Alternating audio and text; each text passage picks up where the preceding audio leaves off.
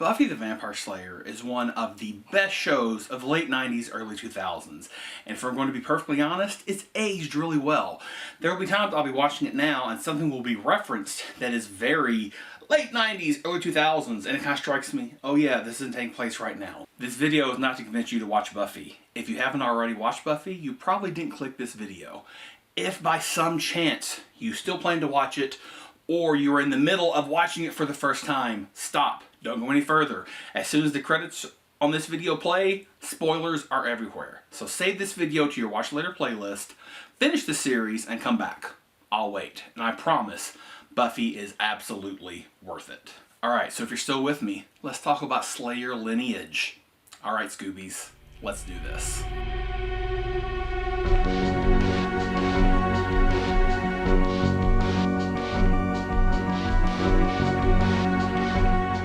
Before we do anything, let's talk about the Slayer lineage. And to do that, we have to talk about what a Slayer is. A Slayer is one girl chosen in all the world who has been imbued with the essence of a demon. Don't worry, she's a good guy. With enhanced strength, healing abilities, reflexes, in some cases premonition, and it often kind of seems to come with like a super special magical martial arts ability. Now the opening narration to some of the early episodes would say, into every generation, one girl is chosen to be the Slayer. Depending on how we define a generation, whether it's 20 years or 50 years, we know that's really not the case. We know, based upon events of the first season, that as soon as one Slayer dies, the next Slayer is called. We know that the first Slayer was created thousands of years ago when a group of powerful tribal elders in Africa, shamans if you will, captured a girl and forced her to take on the power of this demon with a magical ritual. This Slayer was the first in a long line of Slayers that continued up through Buffy, and these tribal elders were the Watchers Council's predecessors. They were the ones who would eventually become the stuffy British men who would guide, train, and in some cases not be very kind to their Slayers. Unfortunately, Slayers typically die young. It's just one of the problems of the job. If you're fighting evil every day and night, eventually your ticket is going to be called. We know that when one Slayer dies, as I mentioned, the next is automatically called. We learn in season 7 that this process isn't exactly random. There are girls called potentials who also seem to be chosen at random, and from these potentials the next Slayer is called. Now the implication is very clear.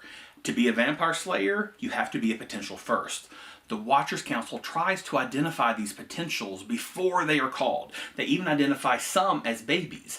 However, they're not always successful. Some Slayers, like our girl Buffy, did not even find out she was a Slayer until she became a Slayer. She didn't have the advantage of having a Watcher raise her, train her in the possibility that she would be a Slayer. Just one day she's a normal girl and the next, boom. Strongest girl in the world, time to fight vampires. Now, for thousands of years, presumably, this is the way it's worked. One Slayer dies, the next is called, until Buffy changed things up a little bit. In season 1, Buffy died at the hands of the Master. Fortunately for Buffy, Xander revived her with CPR. No mystical means, he just got her heart pumping again, and she came back to life. However, because she died, a new Slayer was called, and that Slayer was Kendra. There's one important thing to note here. Buffy's powers, when she revived, were not weakened in any way. They were not shared with Kendra. They were as strong as they had ever been. Kendra, likewise, had the exact same set of Slayer powers. The implication here, I think, might be that these Slayer powers are infinite. They are not finite. They can be shared with as many people as, potentially, the Slayer line can hold. Up to this point, it's only been one. Kendra and Buffy changed things. Unfortunately, Kendra died very soon. May she rest in peace. When Kendra died, Faith was called, and for season 3, we had Buffy and Faith as the two Slayers. Faith went a little rogue. She turned a little bit evil, and she tried to make amends, and she ended up in prison. Truthfully, of her own free will, she went to prison.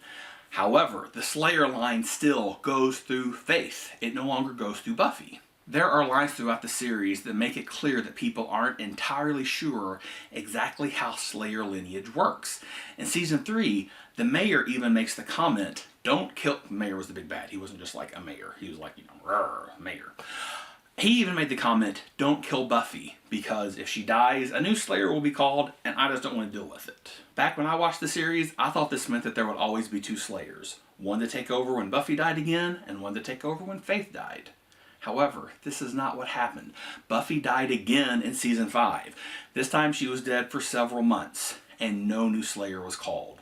Clearly, the Slayer line now goes through Faith only. In season 7, the big bad is the first, as in the first evil, the source of all evil. And the first states that Buffy's death caused an imbalance in the world. Technically not her death, but her second resurrection. This allowed the first to begin to amass power, and he, or I guess more appropriately it, began to build an army to take down Buffy, and then, so on and so forth. In season 7 is when we learn that there are potentials. Here's some of them right here. Girls who could potentially be the Slayer. Watchers from around the world are sending these potentials, the ones who aren't being hunted down and killed by the Turok-Han and the Bringers, who are some of the first super bad guys, to Sunnydale so that Buffy can watch them and train them in anticipation of this huge rising evil in the first. Now, there's one scene in season 7 where Buffy says that her death would make one of the potentials the Slayer, but we already know this isn't true. Now, I have it here so I can read verbatim. There was a line in the shooting script that wasn't aired, but it said, Buffy said this, "It's true, none of you has the power Faith and I have. I think both of us would have to die for a new Slayer to be called, and we can't even be sure that girl is in this room. That's the rule." So Joss Whedon is obviously the creator of this universe. He gets to decide the rules. However, is Buffy right? Do both she and Faith have to die for a new Slayer to be called, or does just Faith have to die? Ultimately, it doesn't even matter, and here's why. Super Witch Willow uses this powerful scythe, which frankly looks like a Power Ranger weapon, to cast a spell to turn every potential girl in the world into a vampire slayer. Now, up to this point, you've only been hearing a recap of the series. Anybody could watch the series and have gotten all of this. Here is where my thoughts come into play. What would have happened if Willow hadn't chosen the spell and Buffy and Faith had both died? Who would have been called? I think there is a tiny bit of evidence in the series to let us know who might have been the potential called. I even wonder if perhaps this spell worked by killing and reviving every Slayer in turn, duplicating this infinite power among all the potentials. That's just a thought. I don't know.